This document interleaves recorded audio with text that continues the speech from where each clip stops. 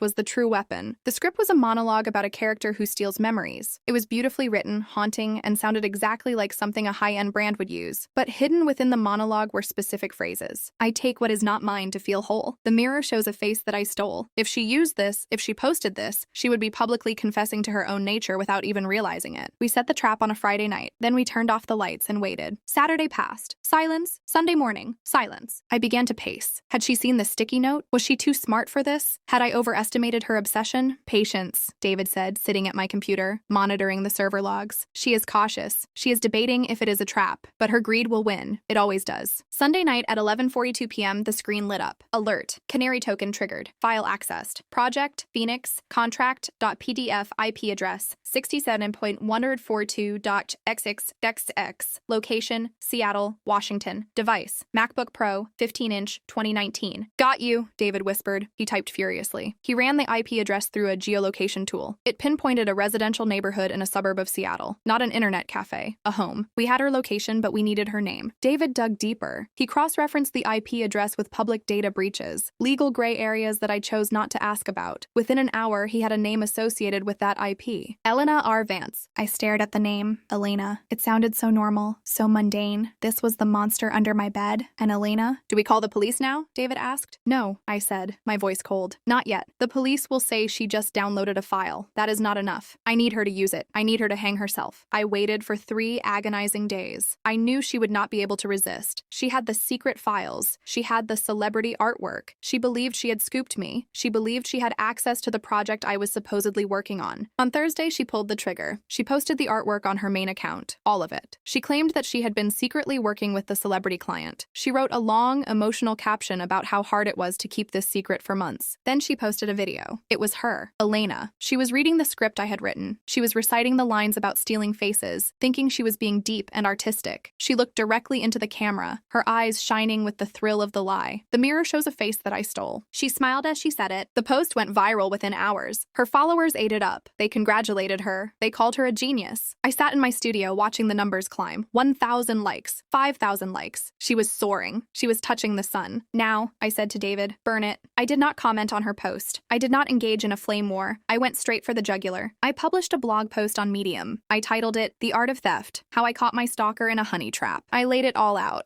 I wrote with the precision of a surgeon. I started with the history, the years of copying, the harassment, the photo of my house, which I censored slightly for safety. I described the terror of living in her shadow. Then I revealed the trap. I posted the screenshot of the accidental sticky note. I posted the logs from the canary token, showing her IP address accessing my private server. I posted the metadata of the files she had uploaded, showing my original creation dates and the hidden watermarks. But the killing blow was the name. I wrote, the person who has been harassing me for 3 years, who stood outside my window and photographed me, is named Elena Vance from Seattle, Washington. And the project she claims to be working on, it is a fabrication. I created it solely to see if she would steal it. She did. I linked to the video of her reading the script. I broke down the lyrics, explaining how she was reciting a confession I had written for her. I hit publish. Then, I sent a link to the blog post to the legal department of the freelancing platform. I sent it to the celebrity management team she had tagged, who obviously had no idea who she was. I sent it to the local police in Seattle. The internet moves fast, but this was light speed. The story was perfect drama. It had a villain, a victim, and a genius twist. It was shared on Twitter, on Reddit, on TikTok. Influencers started making videos analyzing the evidence. Elena Vance is the thief started trending. I watched her empire crumble in real time. It was violent and it was absolute. Her comments section turned from praise to vitriol. People were furious. They felt betrayed. They realized every piece of art she had ever posted was likely stolen. Within 2 hours, her Instagram account was set to private. Within 4 hours, it was deleted. By the next morning, the freelancing platform had permanently banned her IP address and her identity. They seized her pending funds and refunded the clients she had defrauded. 2 days later, I received a call from a detective in Seattle. The viral nature of the post had forced their hand. They had enough evidence for a cyberstalking charge, and thanks to the photo of my house, a credible threat assessment, they paid her a visit. They confiscated her devices. I learned later that she was a failed art student who had dropped out years ago. She had fixated on me because I represented everything she wanted to be but refused to work for. She wanted the shortcut. She lost everything. Her reputation, her career, her anonymity. When you Google her name now, the first 10 pages are articles about her theft. She will never work in this industry again. She will carry the mark of the thief for the rest of her life. The quiet. It has been 6 months. The noise has died down. The internet has moved on to the next drama. I am back to work. My rating is back to 5.0. The platform restored it after the truth came out. My clients returned, apologetic and supportive. But I am changed. I no longer post about my personal life. I do not show my face. I do not share my fears in the captions. I learned that vulnerability is a currency, and there are people out there who will steal it to buy their own humanity. I sometimes wonder if I went too far. I destroyed a woman's life. I publicly humiliated her on a global scale. Was it cruel? Then I remember the photo of me in my living room. I remember the knife I slept with. I remember the feeling of drowning while she stood on my shoulders, pushing me down to breathe. And I realize I did not destroy her. I just turned on the lights. She was the one who decided to stand in the trap. How do you make someone fuck off when they have been obsessed with you for years? You do not ask them nicely. You do not ignore them. You make the price of their obsession higher than they can afford to pay. So here is my question to you. If someone stole your life, how far would you go to take it back? Did I do the right thing, or did I become the monster I was fighting? Let me know in the comments.